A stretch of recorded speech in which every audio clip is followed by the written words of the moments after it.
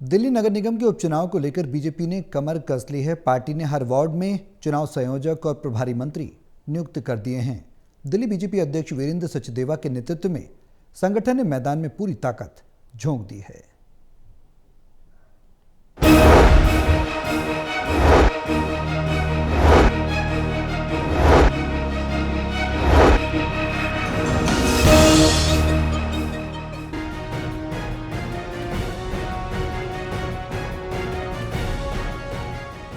दिल्ली में बीजेपी ने 30 नवंबर को होने वाले एमसीडी उपचुनाव की तैयारियां शुरू कर दी हैं।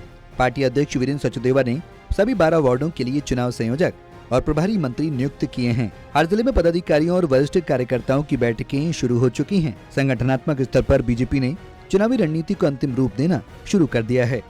जनता पार्टी एक कार्यकर्ता आधारित पार्टी है। हम अपने कार्यकर्ताओं के बल पर दिल्ली में आंदोलन चलाने होते थे, चुनाव लड़ने होते हैं, हर चीज के लिए हमेशा तैयार रहते हैं।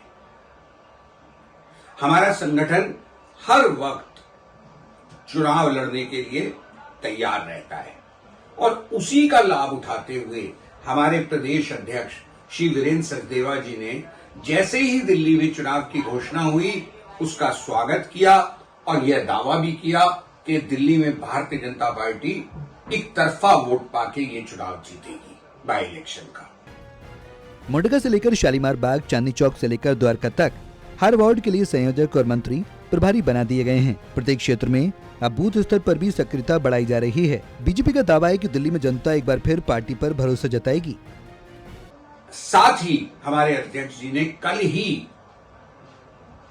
सभी 12 वार्डों के लिए चुनाव संयोजक और क्योंकि अब दिल्ली में हमारी सरकार है तो सरकार की व्यवस्थाओं का लाभ लेने के लिए एक एक मंत्री को 2-2 वार्ड की जिम्मेदारी दी है।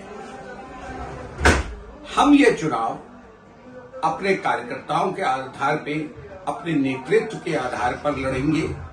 दिल्ली में जो हमने विकास किया है इन 8-9 महीने की सरकार में उसके आधार पर लड़ेंगे।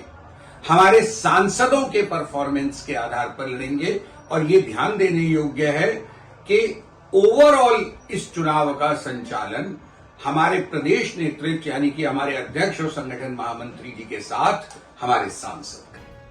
वहीं कांग्रेस ने बीजेपी की इस तैयारी पर निशाना साधा है। कांग्रेस का कहना है कि बीजेपी केवल पदाधिकारी बदलकर जनता को भ्रमित कर रही है। असल मुद्दों पर बीजेपी के पास कोई जवाब नहीं है। दिल्ली कांग्रेस अध्यक्ष देवेंद्र यादव ने कहा कि मौजूदा सरकार ने जो भी वादे किए हैं उन्हें पूरा नहीं किया है। बीजेपी सरकार जनता को भ्रमित करने का काम कर रही है। बहुत दुख की बात है कि रेखा जी लगातार दिल्ली की जनता को भ्रमित करने का काम कर रही हैं।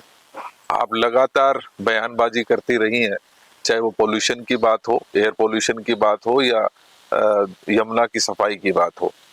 आप सबने हमने देखा कि किस तरीके से एक बड़ा हुआ बनाया गया कि कृत्रिम बारिश की जाएगी और उससे दिल्ली का पोल्यूशन जो है पूरी तरीके से रोक दिया जाएगा, लेकिन वो आपका प्रयोग भी फेल साबित हुआ और दिल्ली की जनता को आपने धोखे में रखने का काम किया। शर्माने लगी है। बीजेपी संगठनात्मक तैयारी में जुटी है तो कांग्रेस भी पलटवार के मूड में है। वहीं आम आदमी पार्टी भी मजबूती के साथ चुनावी मैदान में कूदेगी। प्रणय शर्मा की रिपोर्ट, टोटल टीवी, दिल्ली।